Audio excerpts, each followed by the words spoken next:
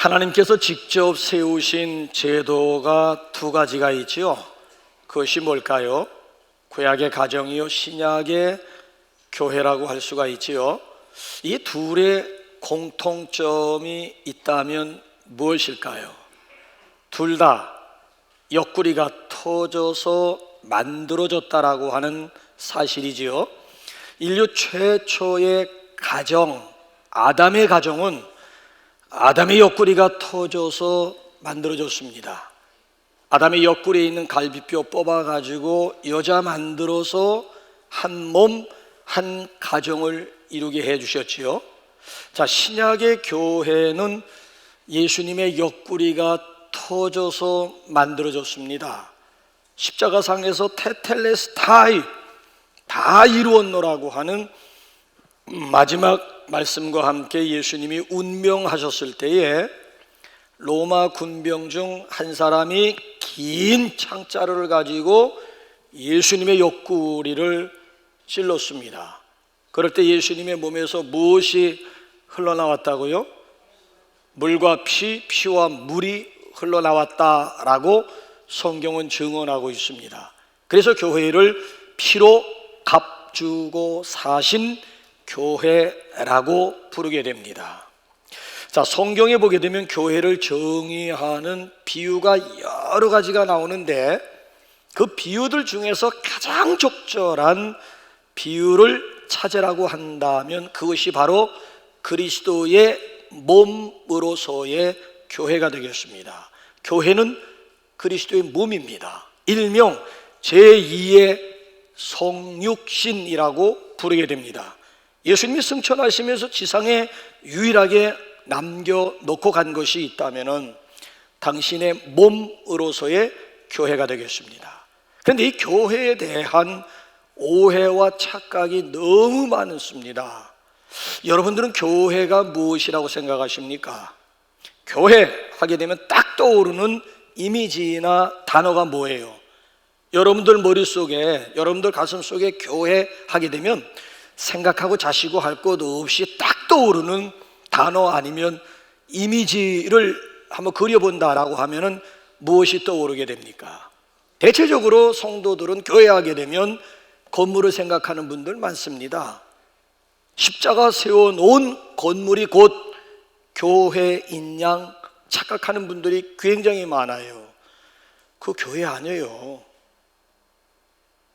그거는 교회당, 여러분들이 생각하는 건물로서의 교회는 교회가 아니고 그건 정확하게 표현을 한다면 교회당 아니면 예배드리는 장소, 집당자 써가지고 예배당, 이거는 예배당, 교회당은 될 수가 있을런지 모르지만 이 건물 자체를 교회라고 하지 않습니다. 교회가 될 수가 없는 거예요. 또 성도들 마음속에, 머릿속에 교회하게 되면 조직을 생각하는 분들이 있어요. 왜? 사무총회가 있지요, 당회가 있지요, 직원회가 있지요, 몰회가 있지요, 또 남녀전도회가 있지요, 그 옆에 교구가 있지요, 교육기관, 유치부에서부터 고등부까지 교육기관이 줄비하게 늘어서 있지요. 해서 교회는 곧 조직으로 생각하는 분들이 많이 있습니다. 교회를 조직으로 생각하는 분들은 반드시 조직의 쓴맛을 보게 될 것입니다. 교회는 결코 조직이 아니라는 거예요. 조직이 아니에요. 그런가 하면 또 교회 하게 되면 프로그램을 생각하는 분들이 있습니다. 아니, 교회가 얼마나 행사를 많이 했으면 성도들 의식 속에 교회 하게 되면 행사가 떠오르게 되고 프로그램이 떠오르게 되겠느냐는 것이지요. 교회는 행사하는 것이 절대 아닙니다. 그런가 하면 또 교회 하게 되면은 직분을 생각하는 분들이 있어요. 그래서 모처럼 직분자 명단에서 이름 빠졌다고 해서 공동체를 떠나가느니 남아있느니 그런 분들은 교회를 직분으로 생각하기 때문에 그런 거예요. 그래서 내가 직분 받지 못했다라고 하게 되면은 나는 이 공동체에서 마치 필요 없는 존재인 것이냐 생각해가지고 스스로 상처가 되고 시험에 빠지는 이유는 교회관의 문제라고 하는 얘기예요. 여러분, 교회는 결코 조직도 아니고 건물도 아니고 프로그램도 아니고 더더욱 직분은 아닙니다. 사람이 교회예요. 사람이 교회. 교회가 곧 사람이라고 하는 얘기예요. 자, 그래서 교회를 의미하는 말이 헬라어로 에클레시아인데, 그 에클레시아는 두 단어가 이렇게 모아져 가지고 교회, 에클레시아라고 하는 말을 만들어낸 거예요. 교회는 에클레시아, 무슨 단어와 무슨 단어가 플러스가 된 거예요? 에크라고 하는 전치사, 바꾸러라고 하는 전치사와 크레오, 부르다라고 하는 전치사가 합성되어 가지고 교회를 이루게 된 거예요. 그럼 에클레시아의 뜻이 뭐예요? 밖으로 부르다, 따로 불러냈다라고 하는 뜻이야. 그러니까 이걸 의역하게 되면 구원받은 무리, 구원받은 사람들을 교회라고 하는 거예요. 그래서 이 신약 에클레시아의 그림자, 뿌리가 있다라고 한다면 구약에서 찾아보는데 저 에클레시아의 근원이 무엇이냐라고 했을 때에는 히브리어로 카할이라고 불러요. 이 카할이라고 하는 것은 회중이란 뜻이야. 이스라엘 백성들의 모임 그 자체를 카할이라고 부른 거예요. 자, 애굽에서 430년 동안 종살이하던 이스라엘 백성들을 선택해가지고 어디로 따로 불러 모았어요? 광야. 애굽이 아니고 애굽에서 선택하고 애굽에서 구원해가지고 결국 홍해 과정을 거쳐서 어디로 따로 불러 모아놓았는가 하면 광야 40년이었다라고 하는 거예요.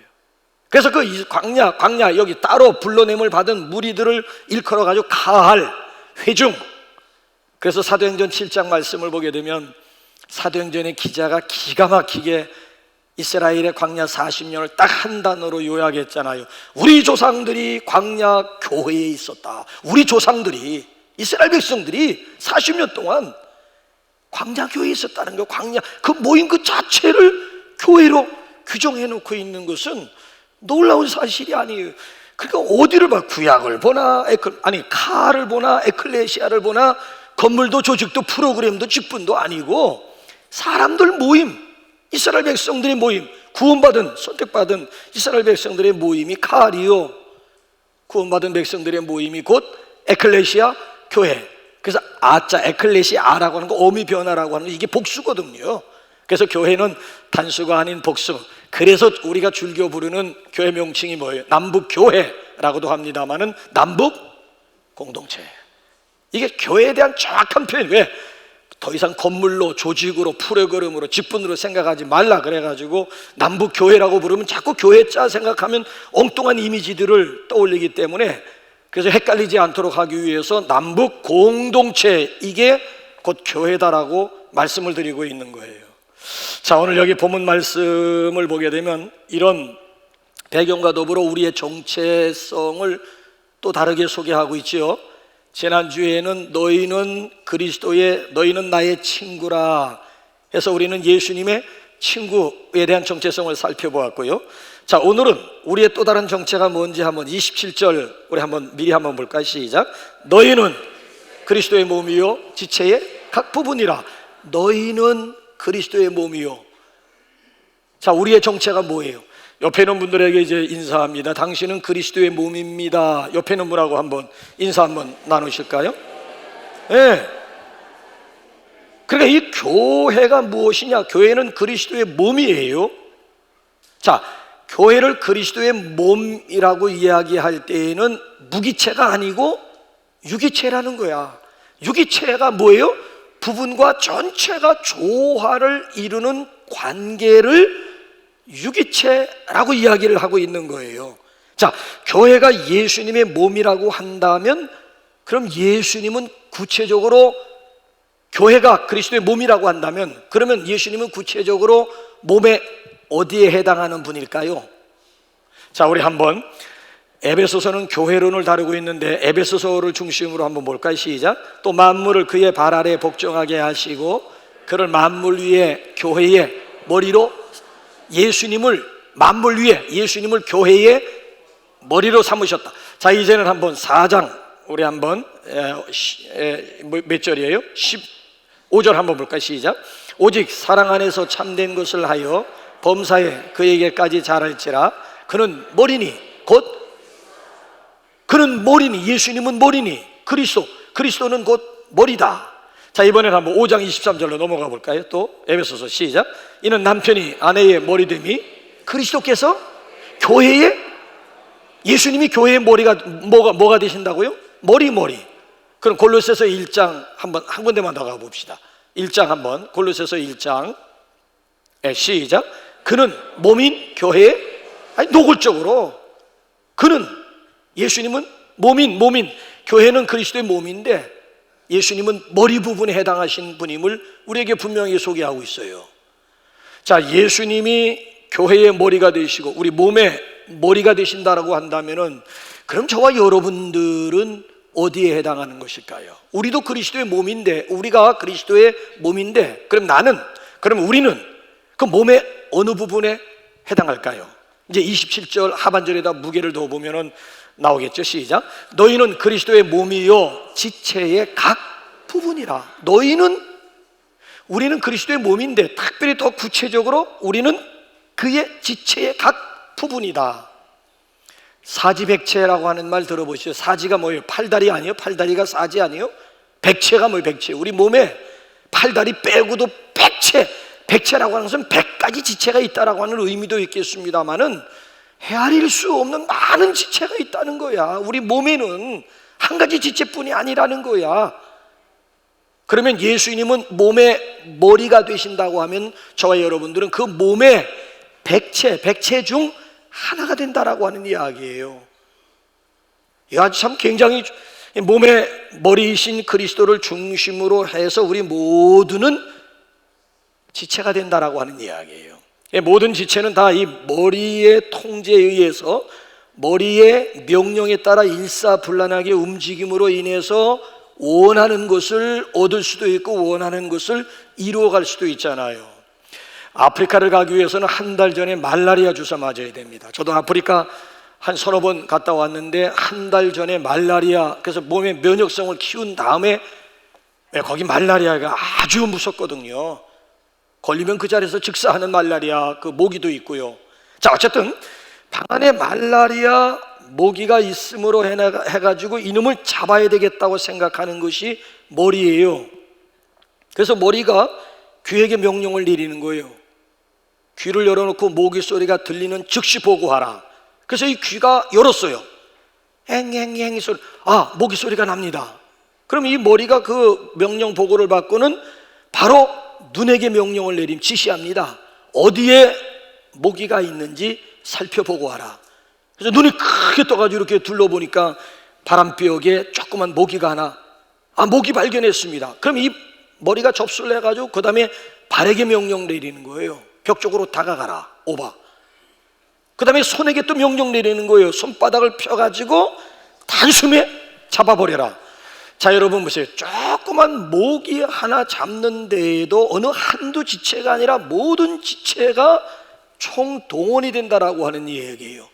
제가 지금 따로따로 명령 계통을 말씀드렸습니다만 이게 동시적으로 이루어지는 거예요. 이 머리의 명령에 따라서 나머지 지체들이 동시적으로 이루어짐으로 인해서 원하는 것을 얻을 수도 있고 원하는 것을 제거할 수도 있다라고 하는 거예요.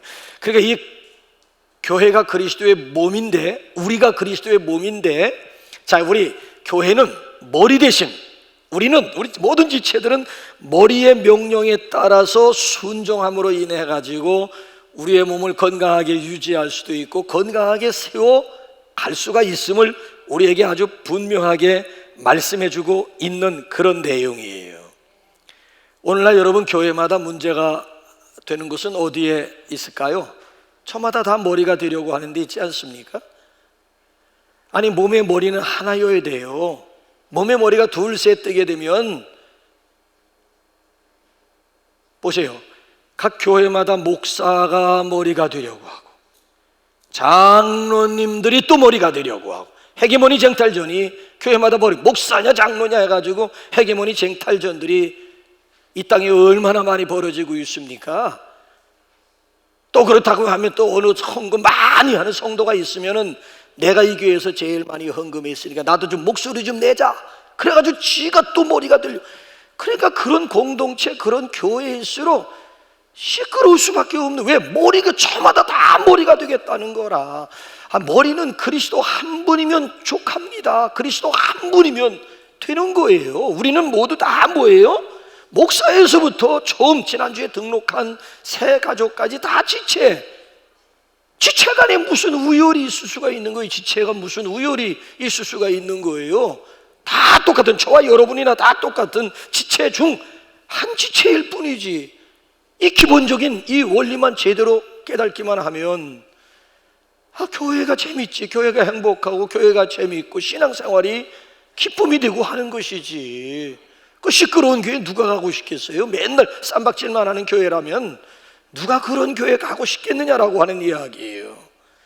그래서 오늘 여기 본문 말씀을 여러분 한번 보게 되면은, 오늘 몸된 교회 공동체의 현실적인 문제는 뭔가 하면은, 여러분 보세요. 이 지체들이 문제잖아요. 머리 문제가 아니고 지체들이 문제잖아요. 자, 분명히 교회를 그리스도의 몸으로 비유할 때에는 무기체가 아니고 유기체라는 거예요. 전체와 부분과 전체가 조화를 이루는 관계라고 하는 거예요. 그래서 이제 오늘 여기 본문 말씀 12절, 원래 27절까지 다 읽어야 되는데 12절부터 27절까지 읽다가는 이걸 못해. 그래서 알파와 오메가, 머리와 끝부분만 두 구절만 따고 중간 부분은 제 입으로 짤막하게 멘트하는 것이 오히려 본문을 이해하는 데 도움이 될 것 같아요. 자, 시작. 한번 12절 한번 보세요. 시작. 몸이 하나인데 많은 지체가 있고 몸의 지체는 많으나 한 몸임과 같이 그리스도도 그러하니라. 몸은 하나인데 많은 지체가 있다. 공동체 안에는 몸은 하나인데 많은 지체, 다양성을 얘기하고요.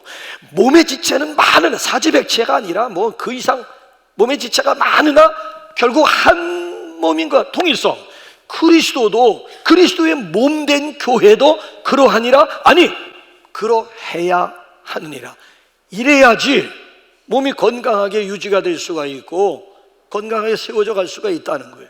자, 그래서 오늘 우리 성찬 받기 전에 두 가지 부분만 우리가 조금 더 부연 설명드리고 우리 말씀에 의지해서 우리 성찬을 갖고자 합니다. 첫째는 뭔가 하면 공동체 속에서 다양성을 인정해야만 됩니다. 그래서 오늘 여기 12장 4절을 보게 되면 은사는 여러 가지나, 5절 직분은 여러 가지나, 7절 6절 보게 되면 사역은 여러 가지를 강조해. 4절 5절 6절을 통해서 여러 가지나. 그러니까 이 몸 안에는 여러 가지가 있다는 거야. 그 여러 가지를 인정해야 된다는 거야. 그래서 오늘 여기 본문 14절로 한번 넘어가 보세요. 똑같은 얘기 하는데 시작. 몸은 한 지체뿐만 아니요, 여럿이니. 몸은 여럿이, 지체가 여럿. 이거 인정해야 된다라고 하는 얘기예요. 고린도 교회의 문제가 뭔 줄 아십니까? 바로 여기에 문제가 있었다는 거야. 고린도 교회는 여럿을 인정 못한 거야. 다양성을 수용하지 못한 거예요. 다양성을 인정하지 못했다라고 하는 이야기예요. 아니, 여러분 한번 생각해 보세요. 그래서 어떤 분이 이런 의미심장한 말을 했어요. 오늘 교회가 죽어가는 이유는 다른 데 있지 않다. 통일성이 획일성으로 변해가는 것을 방지할 수 있는 다양성이 없기 때문이다 그랬어요. 통일성이 획일성으로 변질되어 가는 것을 방지할 수 있는 다양성이 없다는, 교회 안에 다양성이 없기 때문에 결국은 그 교회는 죽어갈 수밖에 없다는 거예요. 그러니까 이 다양성이라고 하는 것이 통일성과 조화를 이루어야 된다는 거예요. 만약에 이 다양성이 통일성과 조화를 이루지 못하면은 졸지에 콩가루 집안이 되는 거예요. 반대로 이 통일성이라고 하는 것은 또 다양성과 조화를 이루어야만 획일성으로 변질되는 것을 예방할 수가 있다는 거예요. 그러니까 유기체라고 하는 것은 부분과 전체, 전체와 부분이 서로 조화를 이루는 관계를 의미하는 말 아니겠습니까? 그러니까 이 교회라고 하는 것이 다양성을 인정할 수가 있었는데 여기 고린도 교회만큼은 다양성을 인정하지 못한 거예요. 여러분들은 공산주의와 민주주의의 차이점이 어디에 있다고 생각하십니까? 민주주의는 다양성을 인정해요. 공산주의 사회는 획일주의 사회입니다. 공산주의 사회에서 다른 목소리 냈다가는 쥐도 새도 모르게 지구상에서 사라지게 됩니다. 공산주의에서 다른 목소리 내면 안 돼. 오로지 한 가지 목소리만 내야 되는 것이지 공산주의 세계에서의 삶에서 내 목소리 내겠다고요? 다양한 목소리를 내보겠다고요? 죽는다니까. 민주주의에서는 가능해요. 민주주의에서는 뭔 소리, 애들까지도 뭐 윤석열 하는 시대인데 뭐 애들까지도 입에서 윤석열이 네 친구냐 이놈아? 그럼에도 보세요. 어린아이가 윤석열을 해도 쥐도 새도 모르게 사라지지 않아요. 여전히 그 자리에 있어요. 이게 민주주의 사회의 특징이라고 하는 이야기예요. 고린도 교회의 문제점이 있다면은 이 다양성을 인정하지 못한 데 문제가 있었다라고 하는 얘기. 이 다양성 속에서 조화를 이루어야만 건강한 공동체, 건강한 교회가 될 수가 있어요. 몸의 지체가 다양하고 여러 듯이 교회 안의 은사 또한 다양함을 왜 인정하지 못하십니까? 아니, 내가 가지고 있는 은사가 소중하면 상대방이 가지고 있는 은사도 소중함을 인정해야 되잖아요. 내 것만 내 것이라고 주장하게 되면 그 공동체는 그 순간부터 깨어지게 되어져 있는 거예요. 공동체를 세우기는 어려워도요, 공동체를 무너뜨리는 것은 순식간의 일입니다. 건물 짓는 것은 여러분 2, 3년 걸려도요, 그거 무너뜨리는 거 와우 아파트 팍! 한 방이면 그대로 그냥 와르르 막 무너지. 세우는 거 아니, 외인 아파트 그거 세우는데 몇 년 걸린 거예요. 허물어뜨리려고 작정하니까 한순간에 뭐든지 세우기는 어려워도 무너뜨리는 건 쉬운 거예요. 그러니까 저와 여러분 모두는 우리 허는 자가 아니라 세우는 자들이 될 수 있기를 주님의 이름으로 축원합니다. 자, 고린도 교회 한번 보세요. 문제의 발단이 뭔가 하면 요 지체들 가운데, 사지백체라 그랬잖아요. 요 지체들 가운데 귀집사와 발집사가 문제야. 요 귀집사와 요 발집사가 문제. 한번 여러분 무슨 얘기인가 하면 15절 한번 읽어볼까요? 요 놈의 귀집사와 요 놈의 발집사가 왜 문제가 되었는지 한번 15절 한번 띄워주실래요? 15절 시작. 만일 발이 나는 손이 아니니 몸에 붙지 아니하였다. 또 귀가 이르되 나는 눈이 아니니 몸에 붙지 아니하였다. 요게 요 방정을 떠는 거예요. 발집사가 손집사와 비교하면서 나는 손이 아니니까 몸 공동체는 몸에 붙지 아니하였다. 또 여기 보면 요 뭐예요? 저기 발집사가 얘기. 그다음에 이번에 또 귀집사가 뭐예요? 나는 눈이 아니니까 몸에 붙지 아니하였다. 그러니까 이 발집사와 이 귀집사가 다른 집사들하고 이렇게 비교하면서 나는 몸에 붙지 않아. 비교하면서 열등감이 들은 거야. 그래서 나는 이 공동체에 붙지 않았다. 아유, 나는 뭐 아무개처럼 뭐 헌금도 못하고 나는 아무개처럼 열심히 봉사도 못하니까 나 같은 거야. 뭐 이 남북 교회 안에서 나 같은 거야. 남북 공동체 안에서 뭘 필요하겠어. 나 같은 거야. 나는 몸에 붙지 않았다는 거야. 저 스스로 남이 얘기하는 거 아니잖아.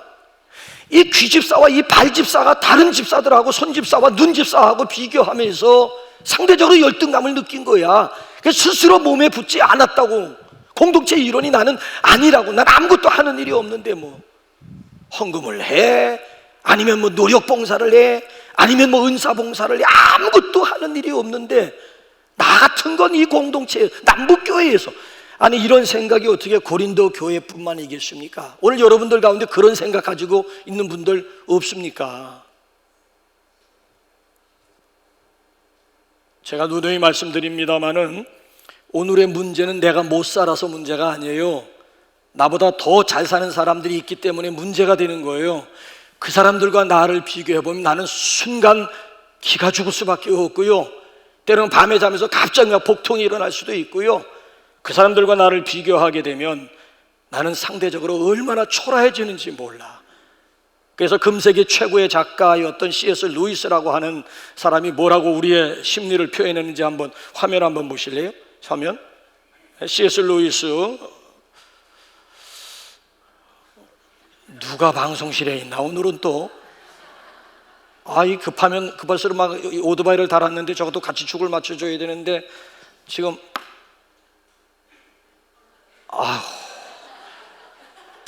불이 나. 자, 우리 한번 읽어봅시다. 시작.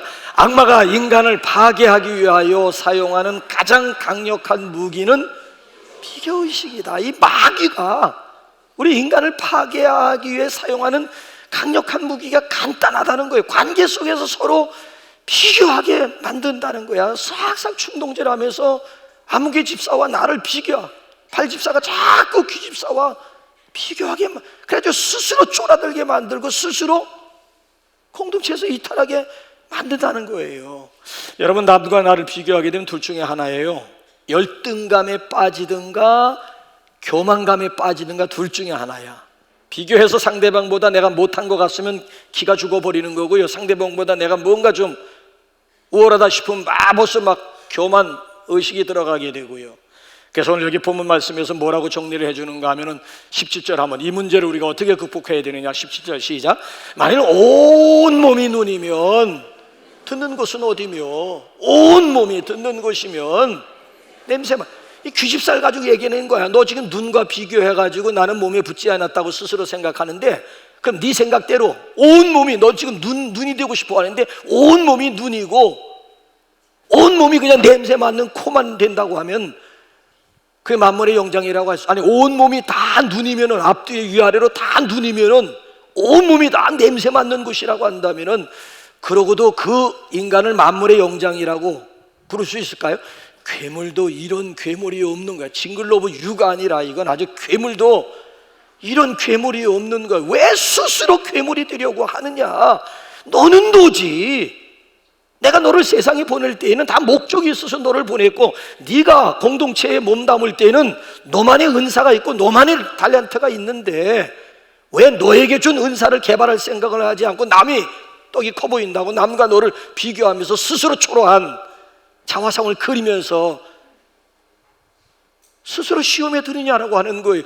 이거 극복해야 된다는, 나는 나라고 하는 얘기. 우리가 마지막에 하나님 앞에 섰을 때 문책 받는 것이 너는 왜 내가 되지 못했느냐, 너는 왜 내가 되지 못했느냐, 나는 너로 만들었는데 너는 왜 내가 되지 못했느냐라고 하는 책망을 받게 된다라고 하는 거예요. 더 이상 여러분, 공동체 생활하면서 다른 사람과 나를 비교하려고 하지 마십시오.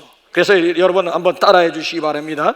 지체의 모습은 달라도 지체의 가치는 똑같습니다. 시작.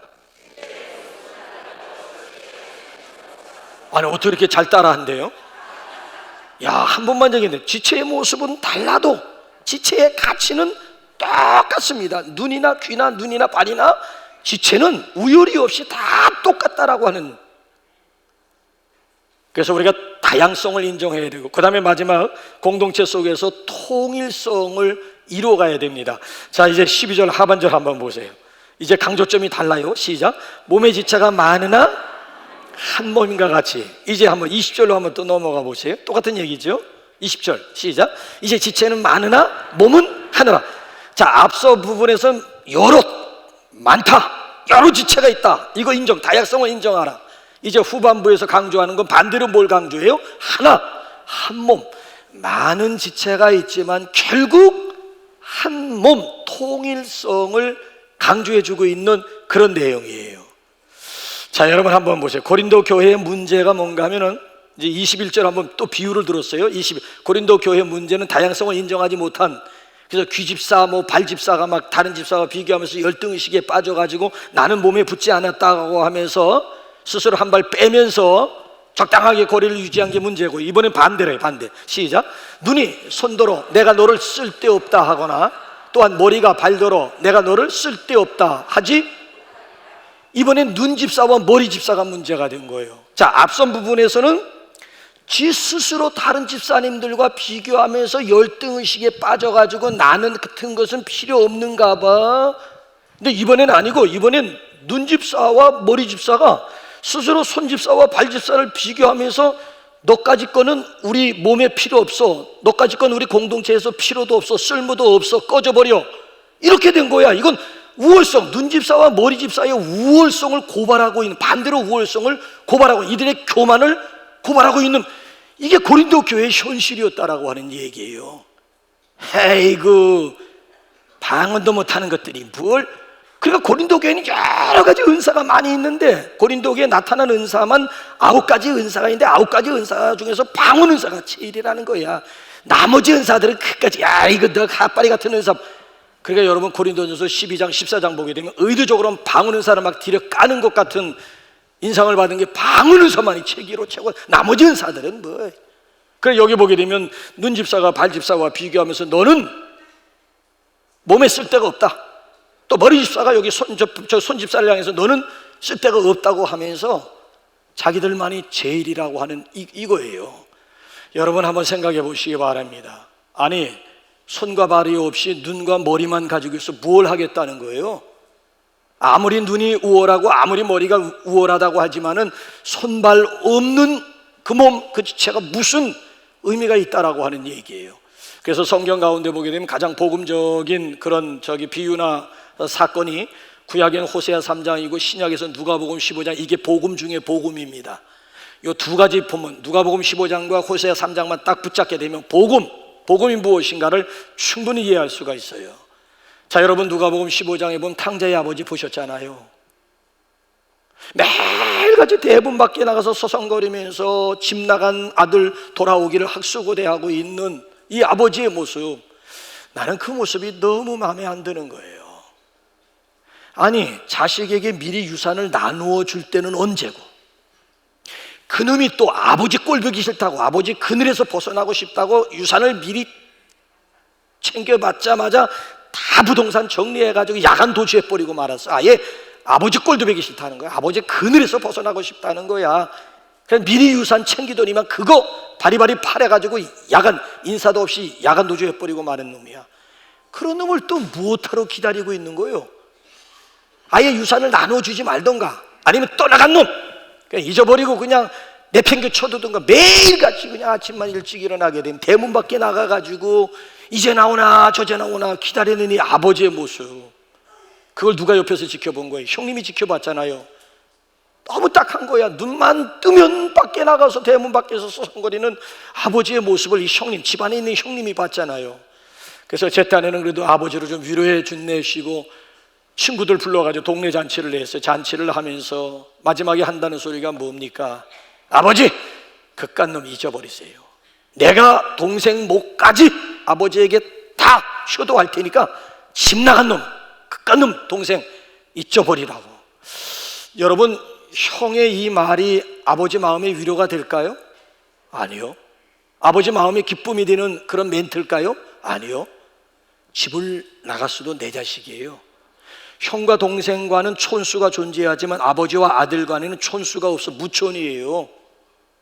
그러니까 이 동생을 대체할 만한 그 무엇이 이 세상에는 없는 거예요. 동생을 대체할 만한, 아버지 마음속에 이 동생 둘째 집을 나간 놈을 대체할 만한 대체물이라고 하는 것은 하나도 없는, 그 아들이 돌아와야 되는 것이지, 아들 대신, 아니 동생 대신 내가 다 하겠다, 아니요. 이게 아버지의 마음이에요. 이게 아버지의 마음. 아니, 형 입장에서 못마땅하잖아요. 저는 뭐 자식 저거, 그러니까 돌아오니까 또 막 불만이 되잖아요. 저거 자기 목 챙겨가지고 창기들과 함께 다 먹어버리면 또 들어와서 이제 내 재산 쭉 내려고. 형 입장에서는, 집안에 있는 형 입장에서는 동생 돌아오는 것도 반갑지도 않고요, 그깟 놈 잘 나갔다 생각. 근데 여러분 보세요. 아버지는 그게 아니니까. 아버지는 그 아들이 돌아왔으니까 막 동네 잔치, 송아지 잡으면서 막 동네 잔치. 근데 보세요. 우리가 서로 관계 속에서 서로 지체가 되면서, 아니 눈 집사가 발 집사 보고 너는 쓸데없다고, 우리 공동체 필요 없다고 꺼지라고, 머리 집사가 또 손 집사를 향해서 네가 뭘 하겠느냐고 하면서 너도 몸에 붙지 아니었다, 너는 몸에 쓸데가 없다, 우리 공동체 가운데서 너는 쓸모없는 존재니까 나가줬으면 좋겠다. 이게 여러분 보세요. 우리 교회의 머리 대신 예수님이 보실 때, 아니 위에 계신 주인 대신 하나님이 보실 때는 얼마나 안타까운 일이에요. 자동차가 굴러가기 위해서는 2만 개의 부속품이 필요한 거예요. 여러분 자동차 가져오셨죠? 여러분들이 이 자리까지 오기 위해서 그 자동차 한 대가 만들어지면 2만 개의 부속품이 필요하다니까.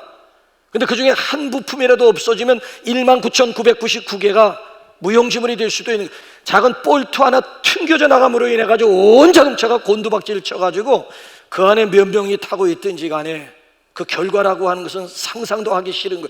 볼트까지가 하나 튀어져 나간다고 무슨 지장이 되겠느냐고요? 볼트 하나 튀어져 나감으로 인해 가지고 온 자동차가 곤두박질 칠 수가 있다니까요. 그러니까 우리는 눈에 보이는 것이 중요하다고 생각하지만 어떤 의미에서 눈에 보이지 않는 부속품들이 더 요긴할 수도 있고 더 필요할 수도 있고, 교회에서 드러나는 사역을 하는 사람들도 중요하지만 드러나지 않는 부분에서 봉사하는 분들이 오히려 더 소중한 분들이 될 수도. 다 서포트라이트 받으면서 다 조명 아래서 봉사만 하겠다고 하면 소는 누가 키울 거야? 네. 저기 지금 밑에 내려가가지고 지금 우리를 위해서 지금 맛있는 음식을 준비한 그건 누가 할 거예요? 다 여기서 조명받는 데서만 봉사하고 다 일하겠다고 하면 그냥 이 몸에 있는 지체들은요, 오히려 드러나지 않는 부분에 있는 이 지체가, 드러나지 않는 부분에 있는 부품들이 오히려 더 요긴할 수도 있다라고 하는 거예요. 그래서 오늘 여기 본문 말씀을 보게 되면은 로마서 14장 수요일날 공부하고 있는데 14장이 고린도전서 6장과 맞닥 떨어지더라고요. 우리가 업수 여기는 그 형제를 위해서 그리스도가 죽었음을 강조하더라고. 내가 지금 없인 여기고 있거든요. 아주 우습게 보고 있거든요. 내가 우습게 보고 있는 그 형제, 그 자매를 위해서 그리스도께서 죽으셨대요. 그러면서 고린도전서 8장 마지막 13절 보게 되면 그리스도께서 위하여 죽으신 형제를 네 식물로 망해하지 마. 그 잘난 네 생각, 네 감정 가지고 상대방 함부로 자태질하지 마. 왜? 내가 그를 위해서 죽었다는 거예요. 내가 그를 위해서 죽었는데 네 식물 가지고 그 형제를 망하게 하려고 한다고? 무서운 얘기가 아닐 수가 없는 거예요. 그래서 이 시간 우리 함께 우리 인생, 내가 소중하듯이 그도 소중함을 우리가 인정해 줄 수가 있어야 되죠. 그래서 셀 교회의 인사 모토가 뭔가 하면 네가 없으면 내가 없고 내가 없으면 네가 없다. 옆에 한 분하고 인사를 할 텐데 네라고 했다간 뺨 맞을 수도 있어요. 네라고 하지 말고 당신이라고 해. 당신이 없으면 내가 없고 내가 없으면 당신이 없습니다. 이거 한번 우리 다시 한번 우리 한번 인사 한번 나눠요. 자, 그동안 여러분들 그리스도의 몸된 우리 공동체 가운데서 지체들과 얼마나 조화를 이루어 보셨어요? 공동체 가운데서 서로 지체들 가운데 얼마나 조화를 이루려고 노력해 보셨습니까? 교인들 간에 서로 지체의식, 형제의식은 있어요, 여러분들? 교인들 간에 지체의식이 아무개 지체, 아무개 지체. 교인들 간의 지체의식, 형제의식은 살아있느냐라고 하는 얘기예요. 나는 그리스도 몸의 일부, 나는 그리스도의 몸의 지체라고 하는 스스로의 정체성은 가지고 있습니까? 우리는 주 안에서 그리스도의 피로 맺어진 한 가족이라고 하는 그런 가족의식이 있느냐라고 하는 도전이에요. 글쎄 올시다. 주님만이 아시지요. 자, 예수님께서는 유월절 마지막 만찬식을 행하면서 떡과 잔을 나누어 주시면서 예수님이 마지막으로 하신 말씀이 뭔 줄 아십니까? 본문과 같은 내용이기에 결론 맺습니다. 자, 누가복음 22장 17절 한번 볼까요? 시작. 이에 잔을 가지사 감사 기도하시고 이르시되 이것을 갖다가 너희끼리, 자, 예수님이 먼저 떡을 떼어주시고 그 다음에 이어서 잔을 가지고 감사 기도하신 다음에 제자들에게 이것을 갖다가 너희끼리 나눠라. 예수님이 몸과 잔, 떡과 잔을 제자들에게 나누어 주시면서 이것을 갖다가 너희끼리 나누라.